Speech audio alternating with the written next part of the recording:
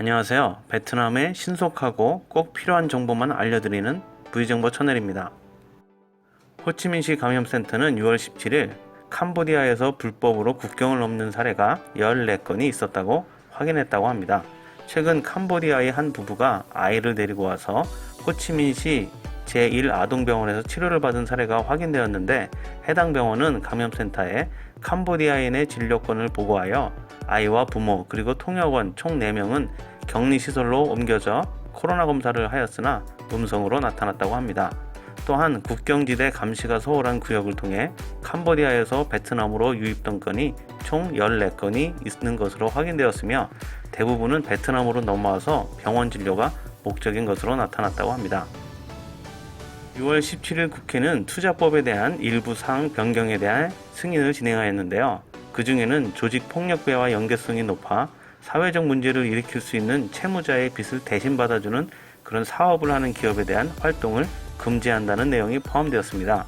특별히 우대 정책을 부여하는 투자법의 변경 내용은 정보통신사업, 신사업 창업, 연구개발센터나 신소재 생산, 그리고 환경보호 및 소프트웨어 개발 사업 등에 대해 특혜가 많이 추가되었다고 합니다.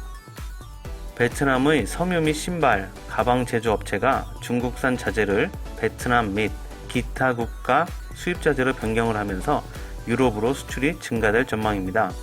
EU와 베트남의 FTA 규정에 따르면 섬유 제품의 경우 원단에서부터 2개의 공정이 베트남에서 진행되어야 수입관세 영세율을 적용받을 수 있습니다. 이외에 EU는 한국에서 수입한 원단의 경우에는 동일한 적용을 해준다고 하나, 현재까지 베트남산 섬유 제품의 원단은 대부분 70% 이상이 중국에서 수입되었습니다. 베트남의 섬유 업체들은 중국산에서 말레이시아나 파키스탄 원단으로 교체하여 자재 단가는 7% 정도 높아졌지만 EU의 수입관세가 영세율이 적용되어 여전히 경쟁력이 있다고 밝혔습니다.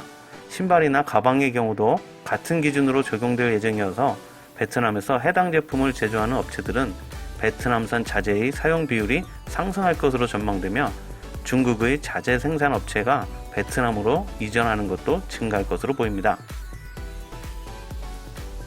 영국 정부는 6월 17일 정식으로 CPTPP에 가입할 계획을 가지고 있음을 밝혔다고 합니다.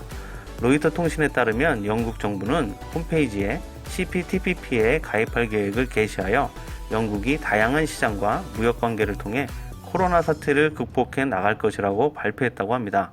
CPTPP는 캐나다, 호주, 일본, 뉴질랜드, 싱가포르, 베트남을 비롯해 총 11개국이 회원국으로 전 세계 GDP의 13.5%를 차지하고 있으며, 영국이 가입할 경우에 전 세계 GDP의 16%까지 상승하게 된다고 합니다. 영국은 올해 1월 31일 유럽연합에서 탈퇴했지만 올해 말까지는 유럽연합 회원국의 자격이 유지됩니다. 오늘도 행복하고 건강한 하루 보내시기 바랍니다. 감사합니다.